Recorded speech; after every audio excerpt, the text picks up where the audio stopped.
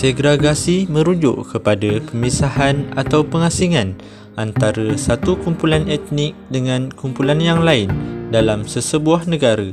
Segregasi berlaku dalam keadaan seperti berbeza kawasan tempat tinggal, jenis pekerjaan dan sistem persekolahan.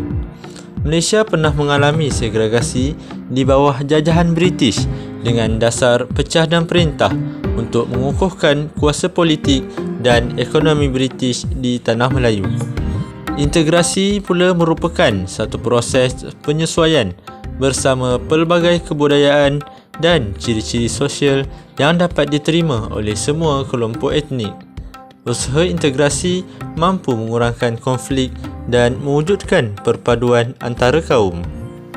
Terdapat beberapa cabaran dalam usaha memupuk integrasi di kalangan rakyat Malaysia. Antaranya adalah wujudnya faktor yang mencetuskan perpecahan seperti prasangka di kalangan antara kaum. Yang kedua, wujudnya konflik perbezaan antara kumpulan masyarakat. Yang ketiga, kos sara hidup yang semakin meningkat. Yang keempat, perkhidmatan awam yang kurang memuaskan. Dan yang kelima, ketidaksamarataan dalam layanan masyarakat. Mantan Perdana Menteri yang keenam iaitu Datuk Seri Najib bin Tun Abdul Razak telah memperkenalkan konsep Satu Malaysia dengan slogan Rakyat didahulukan, pencapaian diutamakan semasa era pemerintahan beliau. Antara tujuan utamanya adalah memperkukuh hubungan dan kerjasama antara rakyat pelbagai etnik di Malaysia. Terdapat beberapa strategi yang telah dirangka oleh kerajaan bagi mengukuhkan lagi perpaduan dan integrasi nasional di Malaysia.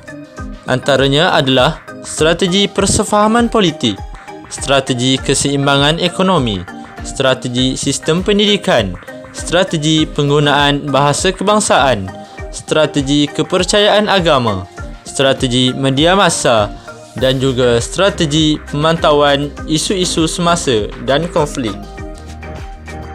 Dalam masa yang sama, kerajaan juga melakukan usaha melalui sistem pendidikan negara, iaitu memperkasakan sekolah kebangsaan.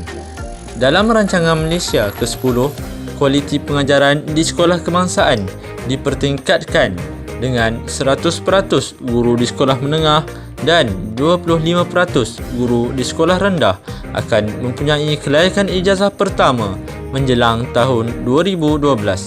Hal ini demikian supaya sekolah kebangsaan menjadi sekolah pilihan. Selain itu, kerajaan juga telah memperkasakan sekolah wawasan.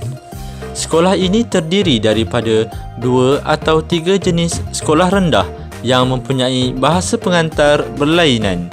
Namun, pentadbiran sekolah terletak dalam kawasan yang sama dan berkongsi kemudahan asas yang sama. Sekolah ini bertujuan untuk mewujudkan persekitaran yang memberikan peluang yang luas kepada para pelajar pelbagai kaum untuk bergaul dan berinteraksi melalui pelbagai aktiviti tanpa menjejaskan status dan perkembangan sekolahnya. Dengan Melayu dan Cina. Dengan siapa kawan baik awak? Melayu. Nama dia Izzat. Izzat suka makan nasi apa? Nasi goreng. Nasi goreng. Awak? Saya suka makan nasi lemak. Kalau waktu rehat, rehat dengan siapa? Kalau kawan makan ni? Kawan baik. Ke Cina ke saya rehat dengan siapa? Jurudat Indian Dia Indian. dan satu Cina. Oh, okey. Siapa nama dia orang? Tayuje dan Juwita.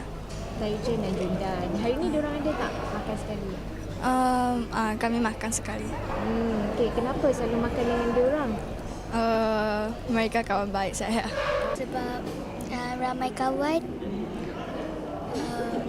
Dia orang hormat. Apa yang awak belajar tentang budaya daripada kaum lain dari kat sekolah ni? Saya suka makan Nasi lemak. Siapa kawan baik awak daripada India atau China? Kat sini. Lasha dengan Daniel.